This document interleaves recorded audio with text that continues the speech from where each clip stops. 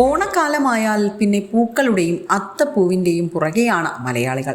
കേരളം മുഴുവൻ തമിഴ്നാടിനെ ആശ്രയിക്കുമ്പോൾ ഇത്തവണ കിളിമാനൂരുകാർക്ക് അത്തപ്പൂക്കളം ഒരുക്കാൻ തോവാളയിലേക്കും തെങ്കാശിയിലേക്കും പൂ തേടി പോകേണ്ട ആവശ്യം വരില്ല. കാരണം കിളിമാനൂർ ബ്ലോക്ക് പഞ്ചായത്ത് പരിധിയിലെ 8 പഞ്ചായത്തുകളിലാണ് പൂവ് കൃഷി തകൃതിയായി നടക്കുന്നത്.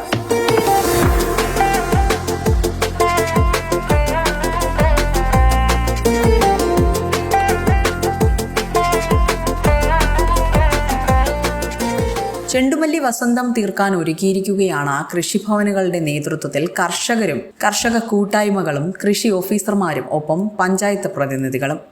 മഴ ആശയമുളവാക്കിയെങ്കിലും നട്ട എല്ലാ ചെടികളും ഒരു കേടും കൂടാതെ വളരുന്ന സന്തോഷത്തിലാണ് ഇക്കൂട്ടർ.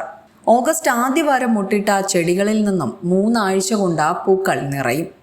ഓരോ പഞ്ചായത്തിലും ചെണ്ടുമല്ലി കൃഷി പല വിധത്തിലാണ് നടക്കുന്നത്. വർഷങ്ങളായിട്ട് നമ്മുടെ ഈ പുളിമാത്ത് ബ്ലോക്കിൽ ജോയിൻ്റ് ആയിട്ട് ചെയ്തു വരുന്നൊരു പ്രൊജക്റ്റിനെ പറ്റിയാണ്. ഇപ്പോൾ ഓണക്കാല പൂവ് പച്ചക്കറി കൃഷി എന്ന് പറഞ്ഞ പ്രൊജക്റ്റാണ്.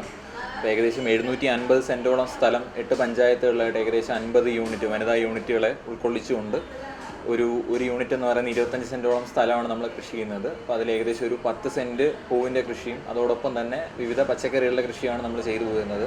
അപ്പോൾ അതിൽ തന്നെ നമ്മളൊരു ഓണക്കാല വിപണി എന്ന് പറയുന്നത് നമ്മൾ ഒന്ന് ഉപയോഗപ്പെടുത്താനും അതോടൊപ്പം തന്നെ ഈ പൂക്കൃഷി വനിതാ ഗ്രൂപ്പുകൾക്ക് ചെയ്യിപ്പിക്കുന്നതിലൂടെ നമുക്ക് അവർക്ക് ഒരു ഓണക്കാലത്ത് ഒരു സുസ്ഥിരമായ ഒരു വരുമാനം ഉറപ്പാക്കാനും ഉള്ളൊരു പദ്ധതിയായിട്ടാണ് തുടങ്ങിയത്. അതോടൊപ്പം തന്നെ വിപണി നിയന്ത്രണത്തിൻ്റെ ഭാഗമായിട്ട് നമ്മുടെ ഈ തദ്ദേശീയമായി ഉൽപ്പാദിപ്പിച്ച നമ്മുടെ ഈ പച്ചക്കറികളെല്ലാം നമ്മുടെ സർക്കാരിൻ്റെ ഓണച്ചന്തകളിലൂടെ എടുത്തുകൊണ്ട് അവർക്ക് അങ്ങനെ ഒരു സഹായം കൂടി നൽകാനായിട്ട് നമുക്ക് സാധിക്കും.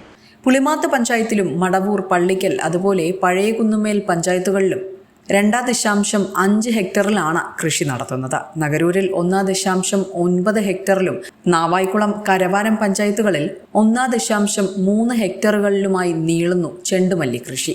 പൂവ് ശേഖരിക്കാനുള്ള തയ്യാറെടുപ്പിലാണ് ഇപ്പോൾ കർഷകരും ഒപ്പം കൗതുകത്തോടെ ഈ സന്ദർഭത്തിനായി കാത്തിരിക്കുന്നവരും. വിസ്മയ ന്യൂസ്, കിളിമാനൂർ.